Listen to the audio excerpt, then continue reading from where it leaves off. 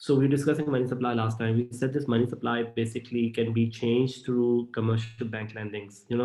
If bank lending happens, let me write this here. Whenever bank lending goes up, we will see money supply to go up. So one way to control bank lending is through reserve ratio. When the reserve ratio is the requirement put by central bank on commercial banks, which basically tells them how much can they lend. If the reserve ratio goes up, then bank lending will go down, and that will result in money supply to go down. So we found established this. One more thing which I talked about last time, and I want to show it here, is this that like when you look at banks that are lending, we also established one more thing. We said this that the reserve ratio is for example, if it's 10%, then the money multiplier will be 1 over 10% or 10. And therefore, when we also discussed this, that if your initial deposit times money multiplier is your change in money supply. Now, so initial deposits was, for example, 100 times money multiplier was 10. So we saw 1,000 to be the change in money supply, of which we also saw this, guys, that reserves were 10%, which means 100, and your deposits or loans, new deposits or loans were 900. Okay, we established this last time. So this was something which we discussed last time. But today, what we do is another way of uh, banks to sort of change money supply. I want to talk about that, and that basically is called through open market operations. Okay, so let's talk about the open market operations right now. So what are open market operations? Basically, open markets operations number two is open markets operations are basically when the when there is buying and selling of government securities like your bonds. What are bonds? So let me just first explain this. So what happens is this that if the government wants to sort of raise money, or a government wants to sort of borrow money, they can issue what we call a government bond or security, which is, let's say, of $100 face value. So it might have a face value of $100, and basically government says, I want to borrow $100, so they will give you this piece of paper which has face value. It will have a tenor or duration, let's say, of 5 years, and it will have a rate of return. Rate of return of, for example, 10%. Okay, so government will say, we are giving you this piece of paper, which is, and every year we'll give you 100 times 10%, which is $10 in terms of return. And then at the end of 5 years, we will give you back your $100 along with this, along with the interest that is attached to it. So what happens is this, that when the government sort of uh, sell bonds. Okay, when the government sells bonds, what happens?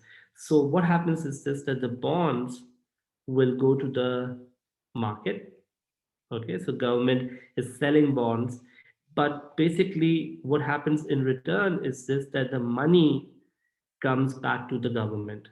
So bonds go to the market and money supply comes back to the government, and that will mean money supply will go down. So government sometimes can actually control money supply by selling bonds, because whenever they sell bonds, people will give them money in return, and that money that they come back to them in return, if they don't sell that, uh, if they don't use that, that will basically mean this money basically will come back to you, and if you don't spend it, this will make the money supply go down. Similarly, if the government buys bonds, what will happen then? this would mean if this is the bonds are now coming back to the government. Okay, so I should actually make the arrows to be a little proper, because I should say government and I should say public. Okay, when the government is selling bonds, you know, sell bonds, then the money supply should go back to them. Money supply should fall.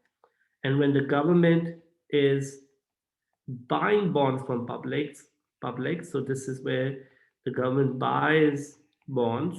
So the bonds come back to the government, but government in return gives the money. So money supply will go up. You guys get the idea? So this is basically another way of controlling money supply. So when the government is selling bonds, they give the money to the public, and the public will basically bonds to the public. The public will give them the money. The money supply in the economy will go down. And similarly, when the government is buying bonds, they will buy the bonds back. In other words, because they've sold them, and they just say that we want to buy back the bonds. The money will come back to the economy. Do you guys get the whole idea? Yeah. The cool thing about the bonds, guys, is this government securities or bonds is this that there's a market in which they can be bought and sold just like stocks, just like your shares. There is a secondary market in which they can be bought and sold. So anytime government wants to reduce money supply, let's say in the economy, they can just go and buy their own bonds, and that way they can sort of control the money supply in the economy. Does that make sense, guys? Any question before we move on? So, guys, if you run into a deficit, we discussed this. I don't know, foreign in the AS that exchange rate goes down, right? If your country is running into a deficit, if I show it through diagram, that will actually make more sense. So, if this is my demand and supply for, let's say, pound, okay, and my exchange rate is like right now is like this. So, if the country is running into a deficit, suddenly supply will fall, and supply will rise and demand will fall, and suddenly your exchange rate goes to E1. Okay, now your exchange rate has fallen because people are importing more. When people import more, they supply currency, and foreigners are demanding less of your currency. So what do you do in order to make the exchange rate go up? We learned this in AS that we need to make the exchange rate come back to the same value. Then what we need to do is that government does this, that if they use foreign reserves, what they do is this, that if they sell pound dollars, let's say from UK perspective, if the UK start to sell USD, when they sell USD, then they would get money supply. They will basically when they sell USD, they will going to um, make the pound to come back to them, and that basically means money supply will go down. So what we are basically do is this, that when they sell foreign currency, in other words, if you look at from a demand and supply perspective, if you are selling foreign currency, this means, in other words, you are reducing the supply of pound in the market, and that basically means you bring the currency back into this point. Okay, but that would mean money supply will go down, right? Similarly, if you run into a surplus, if we run into a surplus, this means your exchange rate is becoming stronger. And if you are using a managed exchange rate, you need to bring the exchange rate down, which would mean you would start to buy USD of foreign currency, which would mean when you buy foreign currency, you are basically flushing the market with more of pounds. So money supply will go up. So what we're trying to do here is that when a country is using what we call a fixed exchange rate regime, money supply is sometimes not in our control, because when you're trying to manage exchange rate, you might not be able to manage the money supply. So this is what I wrote here as well. That in other words, the central bank is not able to control both exchange rate and money supply, and sometimes the imbalance on the balance of payment has implication on money supply, because when you run into a deficit, when a country run into a trade deficit, this is what I need to write. When a country run into a trade deficit, they may need to fix that trade deficit by making the exchange rate to go up, and that would basically mean money supply will go down.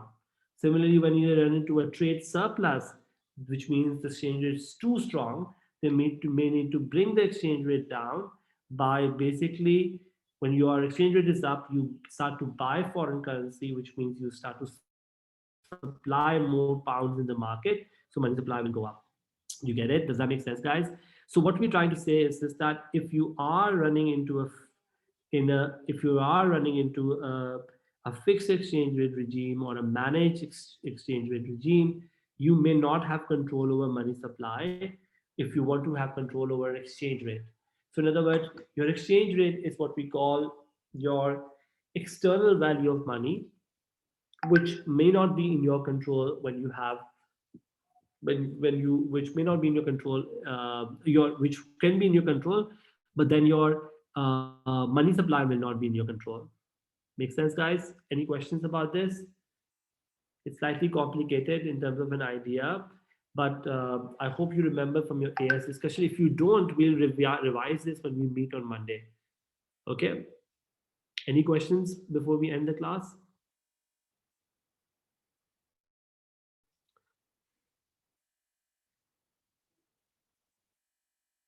Any questions, guys, before we end the class?